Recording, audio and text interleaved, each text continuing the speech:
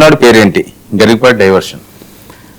గరికపాటి గారు గరికపాటి నరసింహారావు గారు ఆయన కొన్ని సోషల్గా ఏవి చెప్తుంటారు, కొన్ని వివాదాస్పదమైన విషయాలు చేస్తుంటారు. మహిళల గురించి వస్త్రధారణ ఇట్లాంటివి చాలా వచ్చి అదంతా అయిపోయింది. ఆయనకు ఆ మధ్య ఏదో పదవి ఇస్తాన్నారు, తీసుకోలేదన్నది ఏదో, ఇంకా అవన్నీ కూడా పక్కన పెట్టేద్దాం.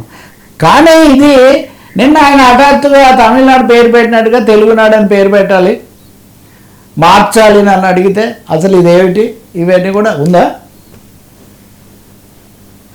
ఆంధ్రప్రదేశ్తో రాష్ట్రాన్ని కేరళం అని మార్చారు. మన ఆంధ్రప్రదేశ్ రాష్ట్రాన్ని కూడా ఎన్టీ రామారావు గారు ఆశయానికి అనుకూలంగా తెలుగునాడు అని మార్చినాడు. మనకు ఖచ్చితంగా జాతీయాభిమానం ఉంటుంది. తెలుగునాడు అని మార్చాలి. ఆంధ్రప్రదేశ్ తెలుగు మాట కాదు, నాకేం మొహమాటం లేదు చెప్పడానికి. ఉత్తరప్రదేశ్ ఎంతో, హిమాచల్ ప్రదేశ్ ఎంతో, మధ్యప్రదేశ్ ఎంతో, ఆంధ్రప్రదేశ్ కూడా అంతే. తెలుగుదనం మన రాష్ట్రం పేరులోనే లేదు. ఎన్టీ రామారావు గారు తెలుగునాడు అని మార్చడం కోసం నానా యాతనలు పడ్డాడు ఆయన. మళ్ళీ తెలుగునాడు అని మార్చాలి. తమిళనాడు లాగే తెలుగునాడు అని మార్చాలి. ఒక సున్నా లేకపోతే వాళ్ళకి ఇబ్బంది ఏందో, కేరళ వాళ్ళు వెంటనే మా రాష్ట్రం, మా భాష కేరళం అని మార్చాల్సిందే అనుకున్నారు. అటువంటి పట్టుదల మనలో వస్తే రాష్ట్రం పేరు కాదమ్మా, తెలుగు ప్రజల బతుకులు కూడా మారతాయి ఖచ్చితంగా. నాకు తెలియదు నిజంగా పేరు మారిస్తే బతుకులు మారుతాయి. ఇప్పుడు చాలా పేర్లు చాలా మార్చారు. ఇవన్నీ వీటి ద్వారా, పేర్ల ద్వారా తీరు మారాలి, కానీ పేరు మారడం వల్ల లేదా జోరుగా మాట్లాడడం వల్ల ఏమి మారవండి. రెండో విషయము, కేరళ వాళ్ళు కేరళ వాళ్ళ భాషలో సున్నా కూడా వాడతారు కాబట్టి కేరళం అని పెట్టుకోమన్నారు. వాళ్ళేం పేరు మార్చలే. తమిళనాడు పేరు కూడా ఎందుకు మార్చారు? మద్రాసు అని దానికి పేరు ఉండింది. నగరం పేరే మద్రాసు, మైసూరు ఇలాంటి రాష్ట్రాలు, వాళ్ళ రాష్ట్రాలు రాజధాని పేర్లతోనే రాష్ట్రాలు పిలువబడేవి. ఎందుకంటే దానికి కూడా ఒక చారిత్రక నేపథ్యం ఉంది. ఆ చారిత్రక నేపథ్యం ఏంటంటే అవి సంస్థానాలు. మైసూరు సంస్థానం అలా ఉన్నప్పుడు బ్రిటిష్ వాళ్ళు దక్షిణాది నుంచి సదరన్ ప్రెసిడెన్సీ కింద మద్రాసును వాళ్ళు డెవలప్ చేసుకున్నారు. సో అది రాష్ట్రాలు భాషా ప్రయుక్త విభజన అయినప్పుడు తప్పకుండా దాన్ని చేశారు. రెండోది, ఆంధ్రప్రదేశ్ పేరు రావడానికి ముందు హైదరాబాద్ రాష్ట్రము, ఆంధ్ర రాష్ట్రము రెండు కలిపినప్పుడు రకరకాల పేర్లు వచ్చాయి. ఇప్పుడు ఆ చర్చ కూడా అనవసరం, ఎందుకంటే ఆంధ్రప్రదేశ్ తెలంగాణ విడిపోయాయి కాబట్టి. ఆ క్రమంలో నాకు బాగా తెలుసు, కేఎల్ నరసింహారావు గారు ఒక సీనియర్ సభ్యుడు ఉండేవాడు. రెండు కలిసి వచ్చేటట్టుగా ఏం చేయాలి అన్నప్పుడు ఆంధ్రప్రదేశ్ అయితే ఎట్లాగో ఉత్తరప్రదేశ్ ఇట్లాంటి పేర్లు ఉన్నాయి కదా, ప్రదేశ్ అని పెట్టారు.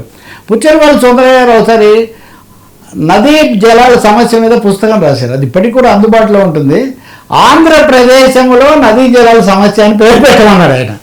ఆంధ్రప్రదేశ్లో నాకు తెలిసి, ఎందుకంటే బుక్ హౌస్లో నేను వేసాం కాబట్టి. సో ఆంధ్రప్రదేశం అవుతుంది, కానీ తెలుగునాడు ఎందుకు అవుతుందండి ఇది?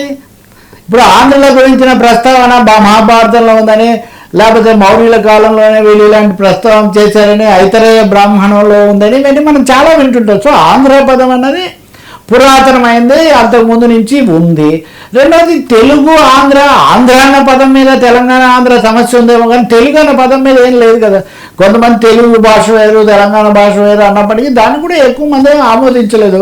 కేసీఆర్ స్వయంగా ప్రపంచ తెలుగు మహాసభలు చాలా ఘనంగా నిర్వహించారు. అందరూ వచ్చి ఆ సభల్లో కూడా పాల్గొన్నారు.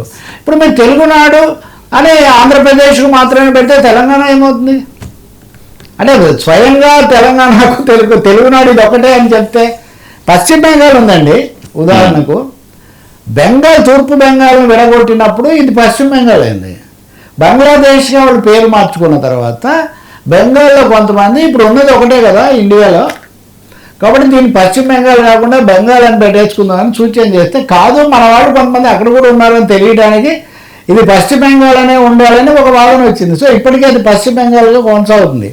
ఇప్పుడు మమతా బెనర్జీ గారు, మీరు కేరళ పేరు మార్చారు కానీ బంగ్లాదేశ్ అని నేను పేరు మార్చుకుంటే మీరు ఎందుకు ఒప్పుకోవట్లేదని ఆమె అక్కడ అడుగుతున్నారు. అక్కడ కనీసం భాష అన్నా ఉంది వంగదేశం అని అనడానికి.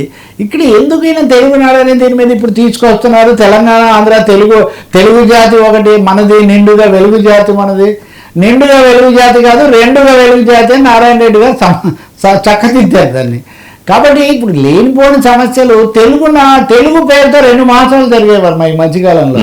కానీ ఇప్పుడు ఇందాక మనం చర్చించిన ఆకునూరు మురళి గారి నివేదికలో ఏమనాలి, నర్సరీ దశ నుంచి ఇంగ్లీష్లోనే చెప్పడం చాలా అవసరం ఆయన సిఫార్సు చేశారు. సో తెలుగు గురించి మనం చేస్తున్నటువంటి బయట చేస్తున్న అట్టహాసాలు, ఈ ప్రసంగాలు ఉపన్యాస ఉద్ఘోషలకు ఆచరణలో జరుగుతున్న దానికి ఏమీ సంబంధం లేదు. మొత్తం వ్యవహారాలు హిందీ కూడా అసలు దేశమంతా హిందీలోనే మాట్లాడితే మంచిది అనే పద్ధతిలో అమిత్ షా లాంటి వాళ్ళు తెస్తున్నారు. సో సార్కు పలుకుబడి ఉంది కాబట్టి ఏదైనా ఉంటే హిందీని కాకుండా